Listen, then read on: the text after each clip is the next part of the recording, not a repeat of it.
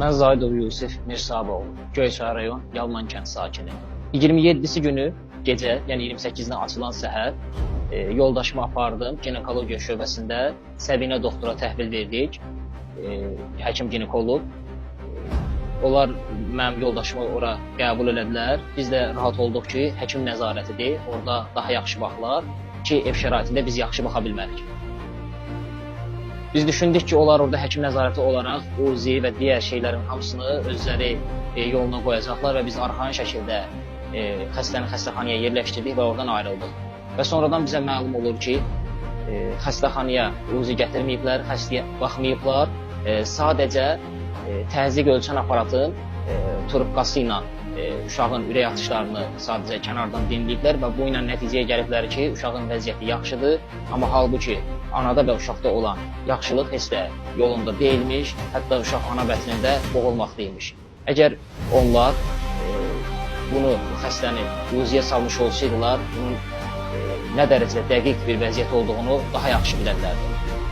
Növbəti gündə yeganə həkim ginekoloq, yeganə doktor növbəni təhvil alanda, o da eyni şəkildə UZI-yə salmadan, halbuki biz UZI-ni tələb etdik, onlar UZI-yə ehtiyac olmadığını, bayram günüdür, biz evimizdəyik, gələ bilmirik və ya da UZI gətizdirə bilmirik ifadələri ilə bizləri keçişdirərək həftənin 6-cı günü UZI gələcək, iş günü bizə 6-cı günüdür və biz xəstəxanaya gələ bilmirik kimi ifadələrlə bizi yola verərək, təskinlik verərək ki, bəs bir problem yoxdur, narahatlıq yoxdur, evinizə gedə bilərsiniz.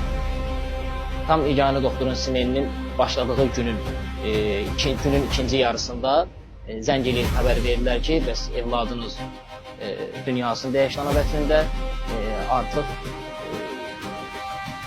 evladınız öldü kimi ifadələrlə bizi keçişdirdilər. Öz həkimi Əliyevə, Leyliyə bu barədə məlumat verdik. Daha öncəsində də məlumat verildi ki, biz xəstəni gətirib xəstəxanaya yerləşdirdik. Mən bayram günüdür, evdəyəm, istirahətdəyəm, gələ bilmərəm, baxa bilmərəm. Səhlənkarlıqları ilə onlar xəstəyə bir maraq göstərmədilər. Yeganə doktor simendə olduğu müddət ərzində yoldaşıma biz sənə bu dəqiqə baxa bilmərik, sonra baxarıq kimi ifadələrlə onu keçişdirərək, hətta valideynim də ona burada baxıla bilmirsə, başqa özəl xəstəxanalara aparaq, orada UZI elətdirək, doktor elətdirək, baxdıraq kimi ifadələr söyletməsinə rəğmən valideynimi də təhqir edib, nüfuzunu alçaldıb, xəstəxananın ginekologiya şöbəsindən çölə çıxardaraq çöldə gözləməyimizi tələb ediblər. Və həmin müddət ərzində, tam 8 saat ərzində evladın anasının bətnində ölü vəziyyətdə qalıb və bunlar buna məhəl qoymayıblar, veclərini almayıblar, baxmayıblar. Mən düşünürəm ki, onlar xəstəxananın UZI-sini ora cəlb eləsəyirlər və yaxud da heç UZI-ni gətirdirməsəydilər belə, bizlərə məlumat vermiş olsaydılar, bizlər xəstəmizi götürüb özəl xəstəxanalarda aparıb UZI-yə saldırıb, uşağın vəziyyəti ilə bağlı bütün məlumatı alıb, ilkin tədbirləri görə bilərdik. Amma əfsuslar olsun ki, onlar nə buna icazə vermədi, nə də özləri baxmadılar. Bugünkü gün bizim evladımız Əliyevlə Leyla, Səbinə doktor, yeganə doktor.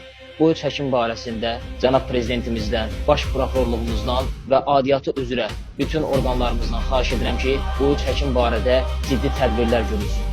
Bu üç həkim dünyaya yeni gələcək olan Azərbaycan Respublikası vətəndaşının ölümünə səbəb oldular.